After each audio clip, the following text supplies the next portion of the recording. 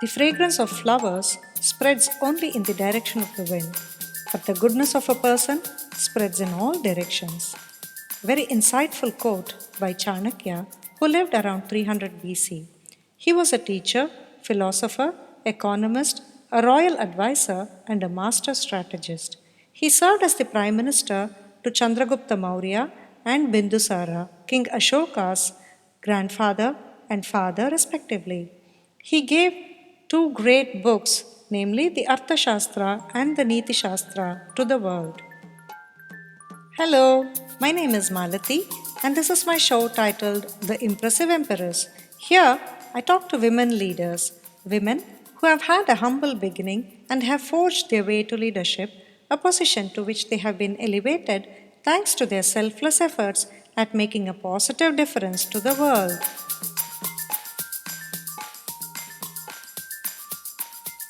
In our daily lives, we perceive many kind of fragrances, and it is believed that the sense of smell plays a very important role in the physiological effects of mood, stress, and our working capacities. As humans, we are all gifted with a certain value set. Understanding what these values are and understanding oneself propels a person to leadership and to lead with impact. With a clear idea of the what, how, and why, we can provide support, guidance, and direction that many others need to reach their full potential. Our today's guest, Ms. Neeraja Ganesh, comes with 25 plus years of experience in the IT industry.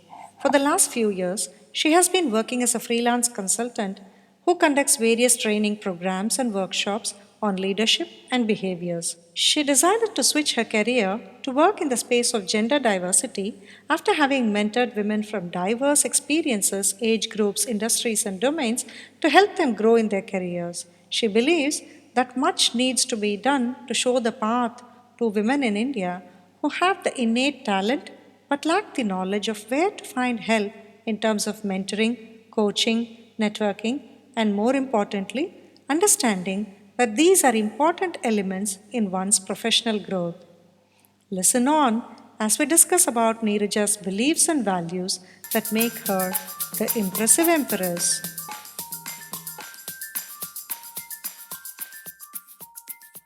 Good afternoon, Neeraja. Good Malati here. afternoon. Welcome to our show, and I really would like to thank you from the bottom of my heart for taking this time out and really appreciating what I'm trying to do through our show called The Impressive Empress, where we are talking to women leaders from various walks of life, trying to understand how they have grown in the sense their inner journey to making this world a more beautiful place. So, welcome to our show, Neerija. It's really an honor to be, on this show. I have gone through the previous episodes, and I'm so glad that you felt I was worthy of being one of the guests at this show. It's really thank you. Yeah, I mean, I went through your profile and really very commendable.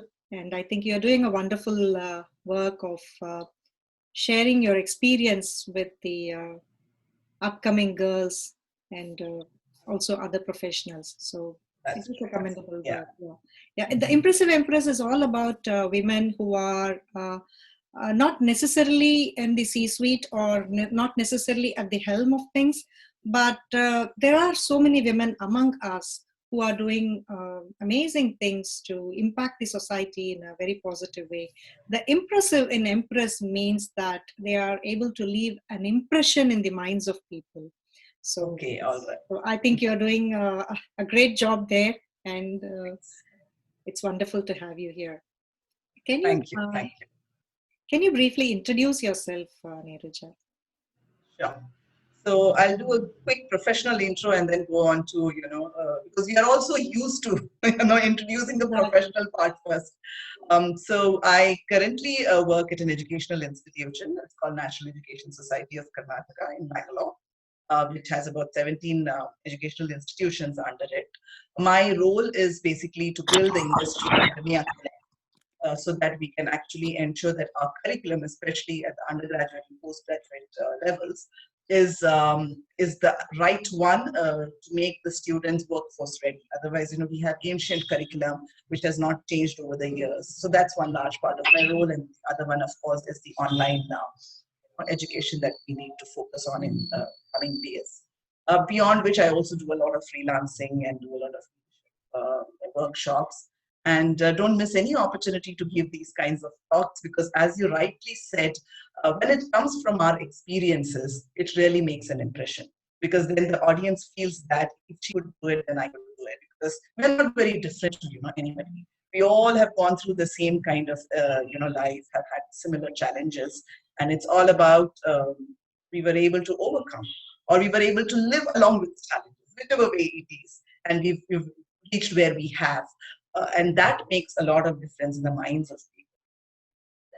That's what caught my attention when I first started on this journey of mentoring, especially women, via a portal called as Jobs for Her, which was started to help women on a career break restart their careers.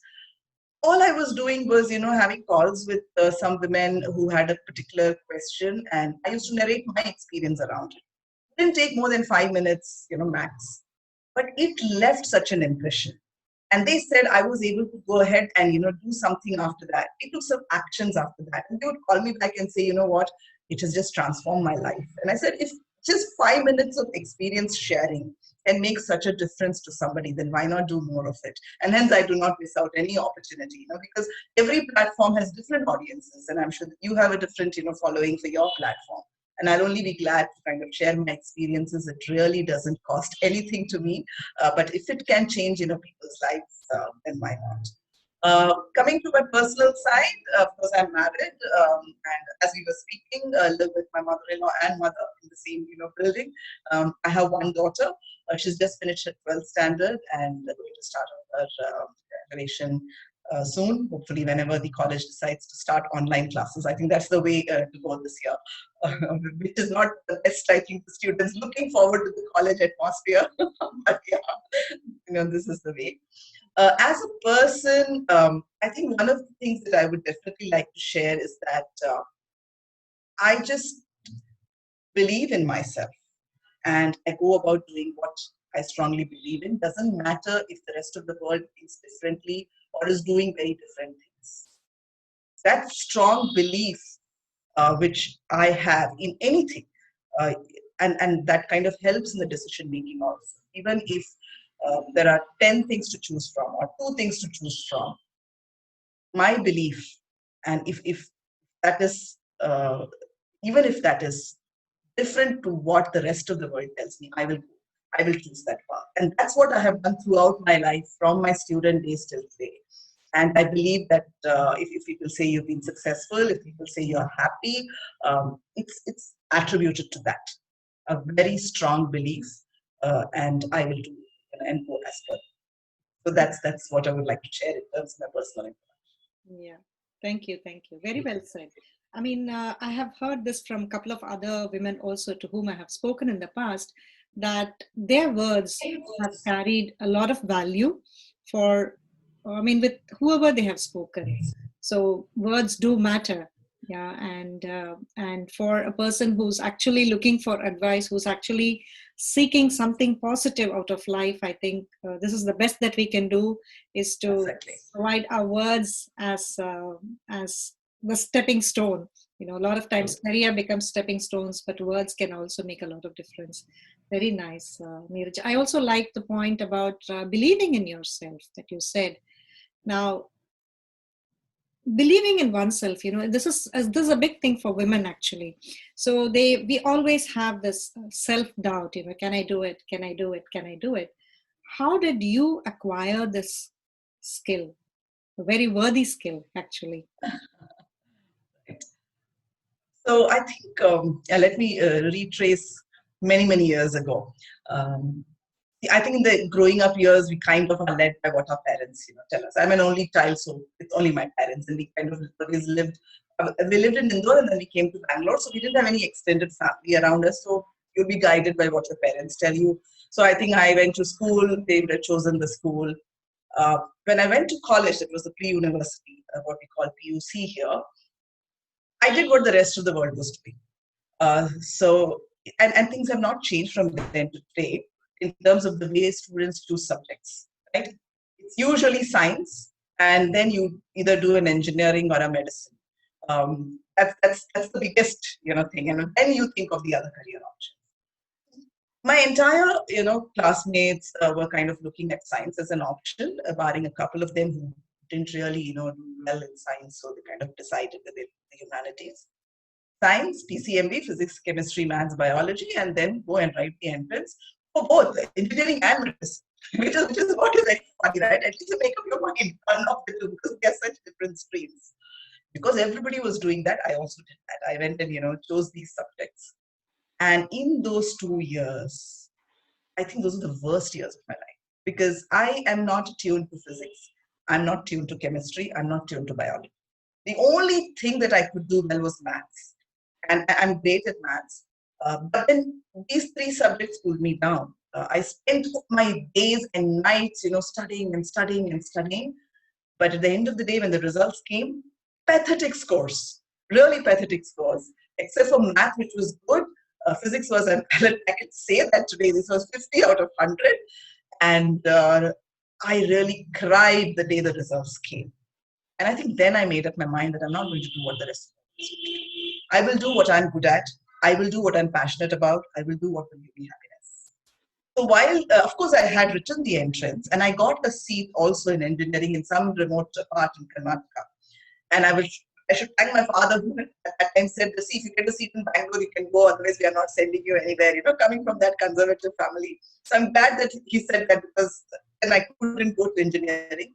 My mother said, hey, go and do a BSc in the next door college. But again, the BSc combination that was available then was physics, chemistry, maths, or CBZ, chemistry, botany, zoology. And I said, I can't do this again. Another 3 years of these subjects I'm not going to do. I went around looking, and in those days there was no internet, right? So you had to actually catch the bus and go to the college, get the prospectus to understand what courses are there. And I found this course in a college not too far away from home, which was maths, economics, and statistics. While I know what math is, and we know statistics is something like math, I thought economics is something like math, and I'll do that because it is, math based, and I'm good at this, and I will like it. I think that was my first decision when I did something which was so very different from the rest of the crowd. Because people said, you got an engineering seat. You can always apply for a transfer and get to Bangalore. Why are you doing something as foolish as BSc? But I said, no, this is what I'm going to do. And I enjoyed the 3 years of my college. I topped every year. And I was looked up at, and people used to come to me and say, okay, fine, can you teach me math and all of that? And since then, there's no looking back. I similarly, every decision in my life has been based on what I believe in. I think that's, and it has always been a very different decision to what the rest of the world does. But it has taken me places, and it has given me joy, satisfaction, enjoyment, and whatever one might want to call it. And hence, I say I believe in this. Wonderful. I'm really glad that it has worked very well for you, because there have been many cases where they went by or they went against what is popular in the world, but ended up rather poorly. I'm so glad Right. it has worked out for you so well, and it has also helped on to build up the confidence that you have in your decisions. Because Absolutely. Absolutely. as a leader, decision making is one of the challenging tasks even for Correct. someone at the top. So That's right. once you believe in yourself, then decision making comes automatically. Now, you had kind of quit your corporate career of 25 long years and at a position where anybody would envy you, but you quit that and you took up first volunteering and then consulting, and I think now you have a mix of these two. Was it difficult to quit? It was not very difficult to quit for two reasons. One, I didn't intentionally quit. So I don't want to tell people that, hey, I attained nirvana of the corporate life, and so I said let me. It was not that way. There were circumstances at home which kind of made me take a decision that I need to focus on home. So I've had a 25-year long corporate career, thanks to my family who supported me throughout. So, I live with my in-laws, my husband works from home, daughter I have made her very responsible. So she also took care of many things herself. I didn't have to be like the pampering mother beside her. My parents lived in the same city. So, there was ample help available throughout to take care of the personal side of things, and I could focus on my professional career. And in 2017, starting May, is when things started crumbling down. Like started with, my mother having to undergo a surgery, and she recovered, and then husband fell ill, and it was a series of instances. So I first went on 6 weeks of leave, and I told my company that I'm not going to take on a role which has a lot of travel, because I was doing a lot of travel then. Of course, it's within India, but I was doing a lot of travel. And 6 weeks I took off, and while we were looking for a project which we didn't have travel. But after 6 weeks, my mother recovered and came to her house. But I had to kind of extend my leave for my husband and then my father-in-law. Then my father-in-law passed away. Then the rituals for the next 13 days. So that became 3 months of leave. But what I did in those 3 months was something was telling me that if I don't get a role with no travel, I was very clear. Like I said, right? I was very clear. I will not take that. I will not go back to work, because in my priority list at this point in time, I need to be at home and not be doing these kinds of travels. So that helped me. Again, priorities, right? If your decision making is based on priorities, this is what I tell people. It's not. It's people say, of course, we know our list of priorities, but I don't think people know their list of priorities. When I say, tell me one thing which is at priority one, they say, no, actually there are two. And I say, you can never have two things at one priority number. You can have only one. So tell me what that one is. So if you're very clear about what your first top 3 or 5 priorities are, it eases your decision making. For me, I was very, very clear that I had to be around at home to support, and I didn't want to, be going around like this, traveling the way I was doing, which meant that if I don't get a role like that, I will leave. That decision was very clear in my head.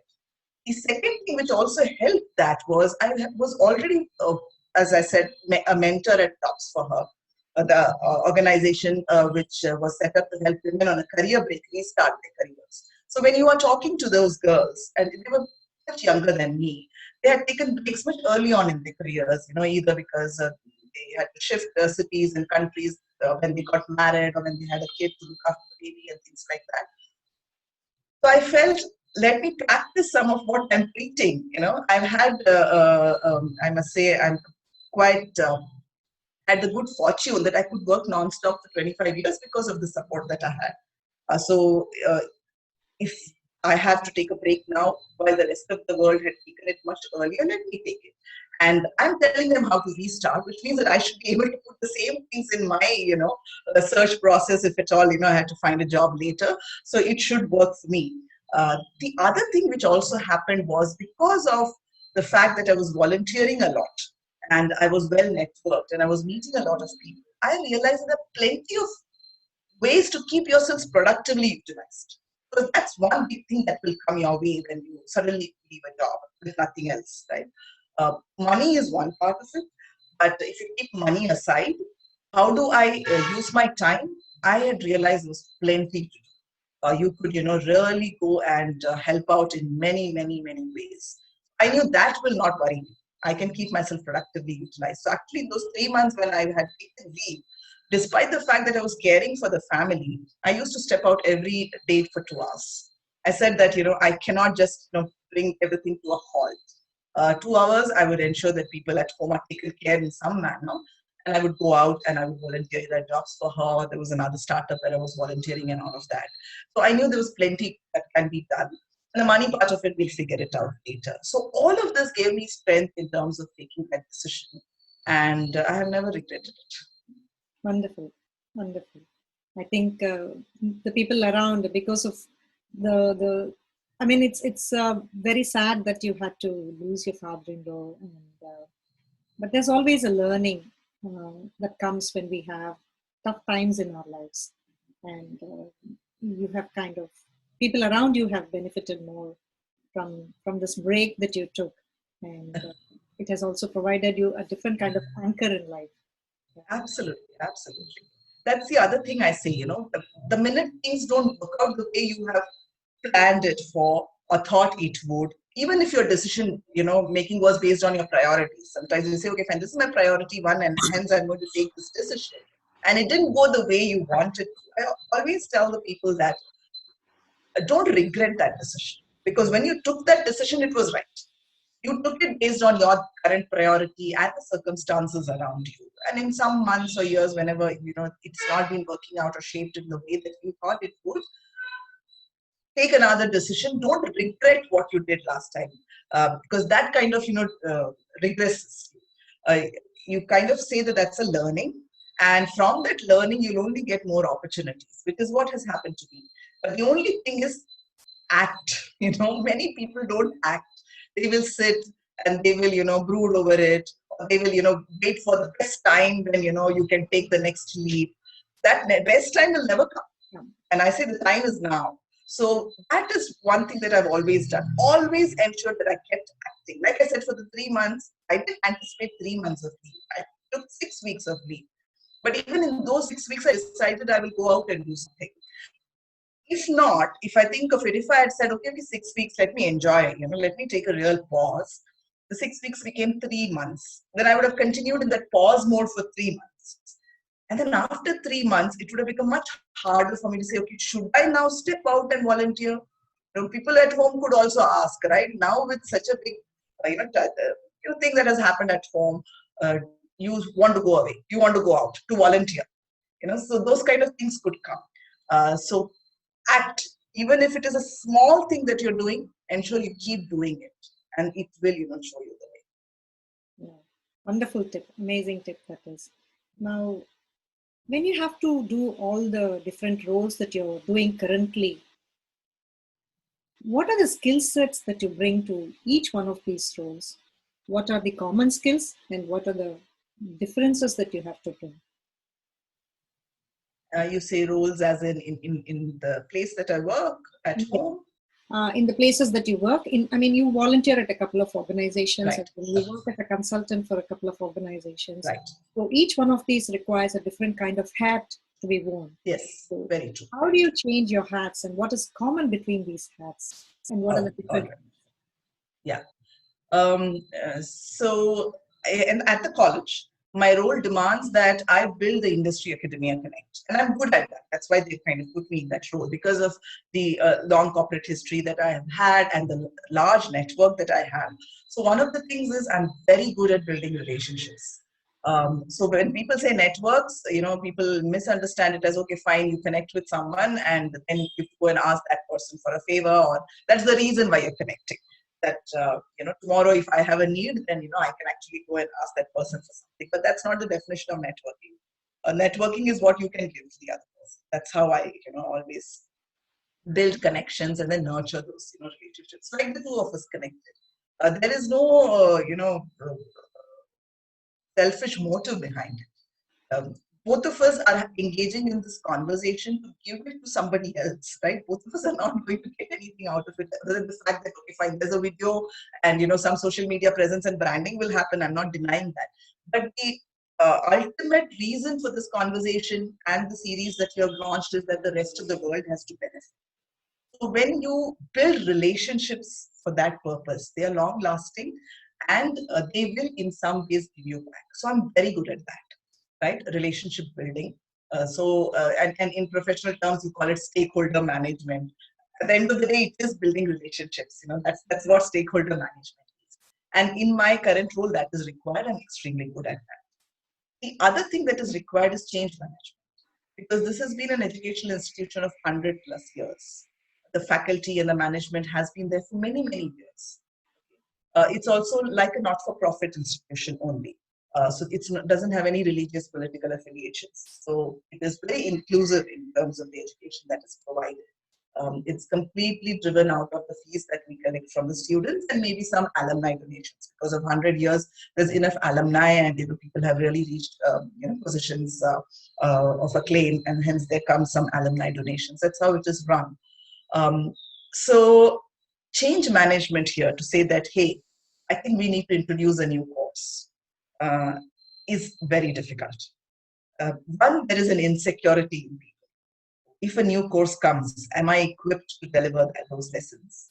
Will there be a new faculty and hence I may have to leave? Those kinds of thoughts come in. And then I am not from the educational, field, right? I'm from I'm an IT professional. So I may not know everything about every subject. And here I'm talking about, I think we have to change our BCom to bring in financial analytics. We have to change our BA to bring in, say, public policy. Now, I'm not the master in any of this. But in my discussions with the industry representatives, I get to know that this is what is needed. But the faculty are definitely much more, aware of these subjects.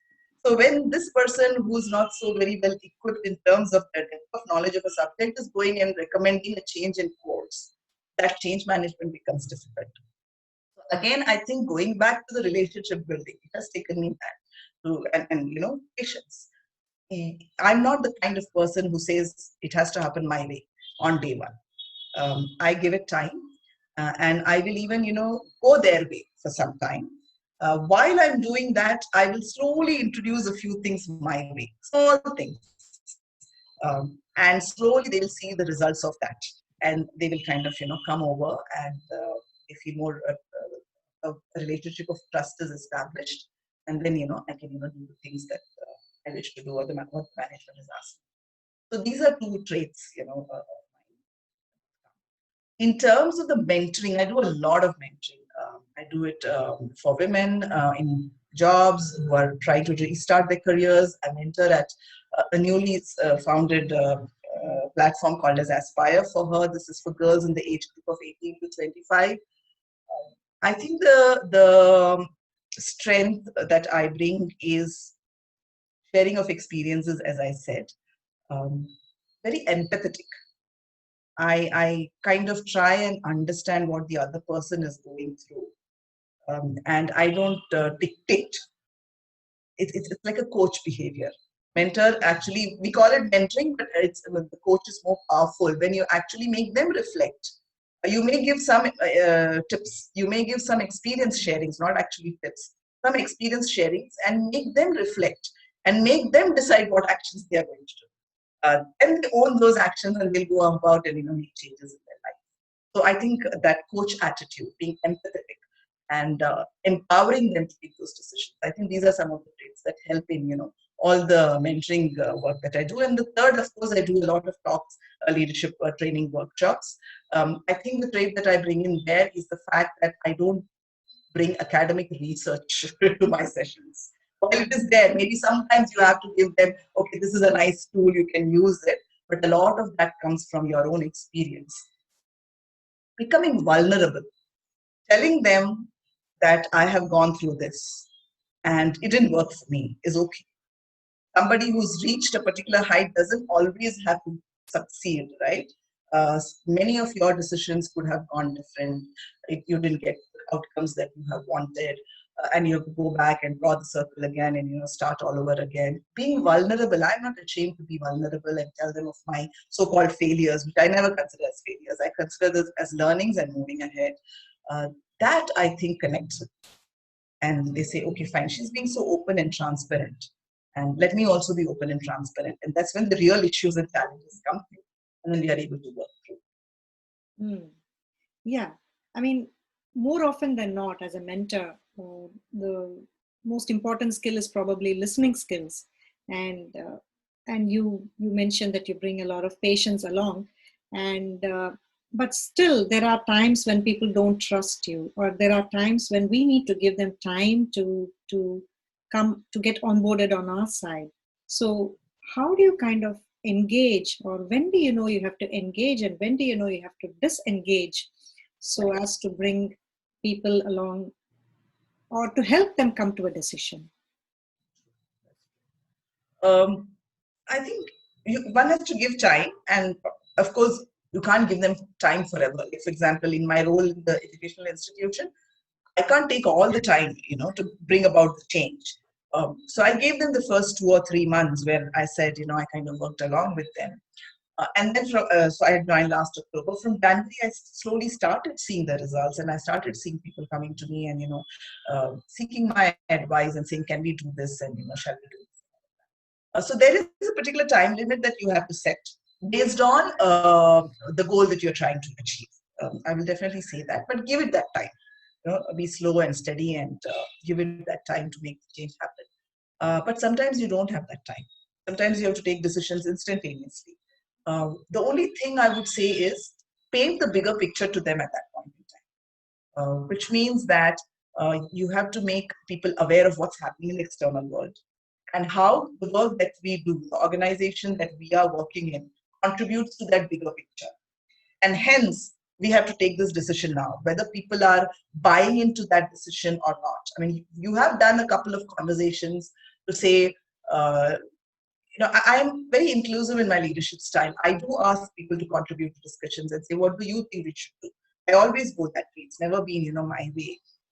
So I will listen, and we will definitely see if another solution is better or another idea is better. But sometimes, if you don't have enough time to explore all ideas, and we have to take quick decisions, and that decision is very different to what the rest of the team is saying, what I believe in is show the big picture and say how our organization should contribute in that way. And if we don't do it, what will be the impact to both the organization and the individuals, and go ahead and take the decision. I think a lot of trust gets built when you are that transparent. Another example I give is when leaders come and they tell the team that, what, I tried to put across your points to the management, but the management didn't agree, so we have to just comply. This will never take you anywhere. You have to speak the language of the leader to say that, yeah, I did this, and the reason for it is this, the larger picture. Don't try to put the blame on somebody else or say that it was somebody else's decision. The trust factor will never be built in that. The trust factor is always built when you show the transparency, even if the decision is very different to what the rest of the think. Yeah, yeah. I mean, we are now living in a very highly uncertain times. Even last year we were talking about the VUCA situation, the volatile, uncertain, complex, Correct. ambiguous situation. Now we have a couple of D's added at the front and the disruption also. So, I mean, it's like you name it, we have it kind of situation now. How are you motivating your mentees, or you're also part of a leadership development organization? How are you motivating your teams or your mentees or the girls that they aspire for her? Because finding jobs is difficult, leading a team is difficult, everything has, it's not at the standstill, but still things are not moving the way it has been over the last few years. What That's leadership true. styles are you using now to keep them motivated? So I think the mantra that I always give in whatever situation, of course, more relevant in today's situation, but in any situation is, what's the worst that can happen, right? If you keep that question in your mind and get an answer to that, and if that answer is something that you feel you can deal with, you can cope with, move ahead. So to students, that's a question I ask. What's the worst that can happen? So you probably are going to, start your course a year later. That's probably the worst that is going to happen, right? In your long life, that 1 year of, delayed, finishing of the school is not going to make any difference. Mm. Um, you may probably start earning 1 year later, but are your parents pressurizing you that you needed to bring in the money by 2021 or 2022? Majority of them wouldn't be, right? So what's the worst that can happen? The question and the answer to that really helps us to propel ourselves forward. So in any situation, that's what I would recommend. Now, of course, if the worst that can happen has an answer which you're not able to cope and deal with, then of course it needs a lot more help, which means that go around and seek that help. Don't keep it to yourself. Seek external help in terms of talking to a coach, talking to a friend, talking to somebody who can possibly guide you, in a particular situation and towards a particular decision. But if most of the times, like I lost a job, or my salary has been cut, or I've been asked to take 3 months of leave without pay, what's the worst? Uh, I'm sure we have some savings with which we can live. And anyways, I think our expenses because of the lockdown have come down. So that is a benefit and a bonus. Maybe you have to curtail it a little bit more.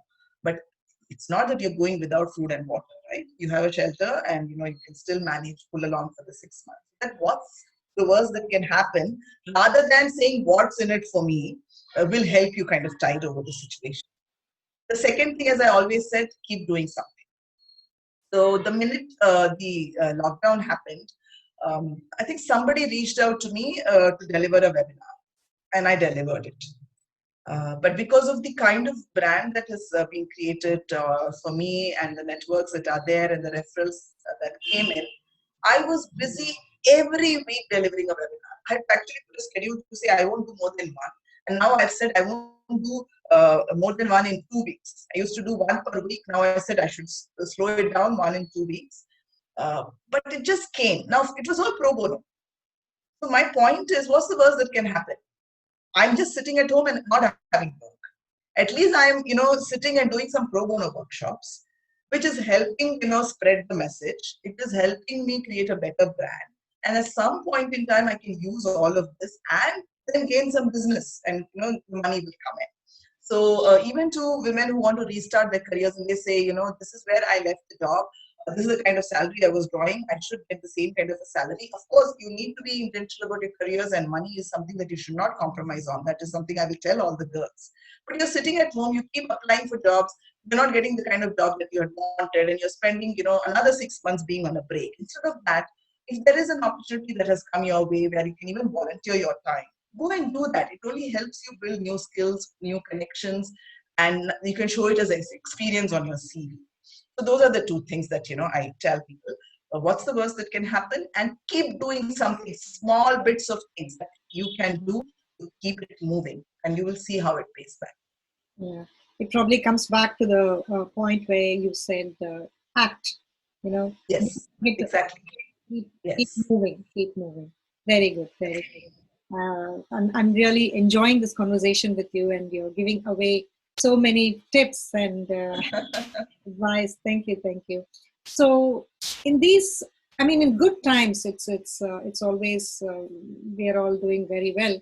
But during these bad times and the good times, how are you nurturing your vulnerability?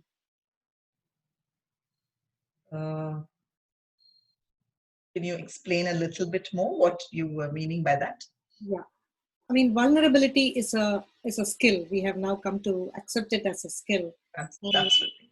for so many people who thought that they were invincible, they now have Mm, realized that they are also vulnerable.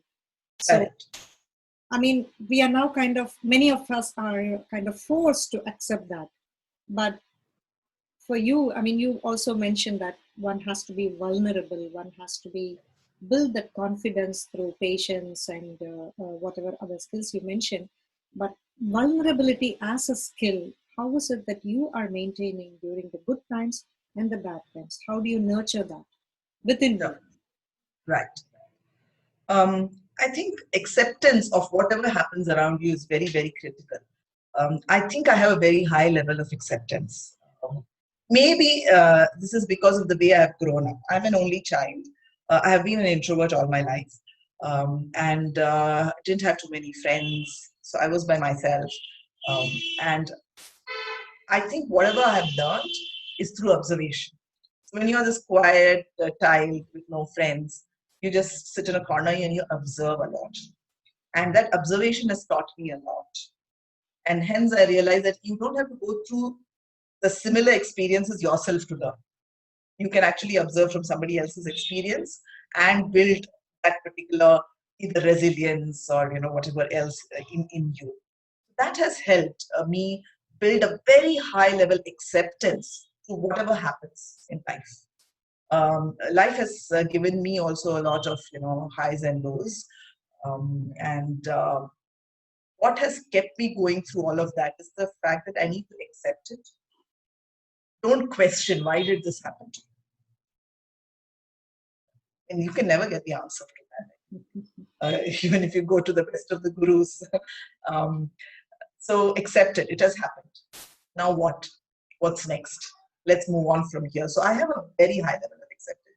So I will tell you, the minute the lockdown was announced in India, it was in March, I think March 23rd or something. We had this Janta curfew, and then the lockdown happened. Um, I thought that I am going to go into a depression because I realized when I joined, I took this job with the college. It's an individual contributor role, right? I have to build the industry academia connects, and then I have to just go and tell the faculty that this is what we are doing, new programs, etc. So I don't have a team. In fact, they built a nice big cabin for me in the college. So I go and sit in the cabin whole day. I eat my lunch alone. There's no, I don't meet people that many people. And after 2 or 3 weeks, I started feeling very depressed because I'm a person who's always had people around me at any kind of organization that I have worked, whether at the not-for-profit foundation or the big corporate houses. So what I did was every week I would ensure that I'm attending some external, event. Either I'm delivering a talk, so then there are people who are listening to me and I can engage with them, or I'm attending some talk or some workshop. So at least I look forward to that in my calendar. Oh, Friday I'm going out and I will be meeting some people, and the whole week kind of passes away. So the minute the lockdown happened, I thought I'm going to get depressed because now I can't go out, I can't meet people, and I thought I'm going to go into a depression. But I made use of the opportunity which came, which was plenty of webinars started happening. Just all over the world, you could attend any kind of webinars, and a lot of them were freely available. You didn't even have to pay, for hearing to those people talk. I registered to webinars left, right, center. And then slowly also, as I said, people started approaching me to deliver. And I'm part of these large networks. We started doing, their meetups online on Zoom and other, conferencing platforms. It left me with no time. And I accepted the situation that I can't go out and meet, but this is also good enough. If I'm able to meet someone on screen and have a good conversation, I'm able to learn something, I'm able to deliver some value to somebody. It's okay. It's okay. So what if I can't go out? So acceptance is something which I think I have a lot of. Or whatever situation happens, I'm able to accept and see how do you make the best out of it? How do you move forward from that? So, the other thing that I started doing, when you are at home, you say, okay, fine, who's going to see us? We'll be, in our home clothes. One doesn't have to get dressed up the usual way. I ensured that, I still, dress up the way I would if I was going out to deliver a talk or anything like that. For today's conversation, I picked up a nice sari and, I dressed it up and said, half of it at least is normal, right? I can still, do the things that I was doing, except for the fact I can't step out of the gate. But everything else is still happening. So that's how I've kind of managed to keep the emotions in check and ensure that, I still am, going ahead. Mm-hmm. Wonderful. So, as a woman and as a leader, what was your mission in life when you started? Then 25 years down the line, when you quit your role, how did that mission or your goal change? What is it now? Right. So I have to say that when I started, the mission was very simple. I wanted to earn some money. So I come from a very conservative Tambram family, and there was no question of work or career, job, nothing of that sort. I was very clearly told by my parents that you finish your BSc that I was doing and you'll be gotten married, and then you have, whatever family life that you do. And I was okay with it because that's the way, I was brought up. Okay, fine, that's what life is all about. But somewhere in me, I said, okay, at least a little bit of money I should earn for myself. I don't know why. I was well provided for, but in my head, I think that was the only thing. I should, earn some money for myself. So I negotiated with my father and said, while you're going around finding this match for me, because it was an arranged marriage, let me do a little bit more of studies beyond the BSc. And then I did this course from NIIT, which used to be very popular in those days. I did a 4-semester course. And I did 2 semesters in parallel because I was on this fast track. I have to finish and get into a job and earn this little bit of money. So that was my mission. Um, but as I tell people that I value everything a lot, you know.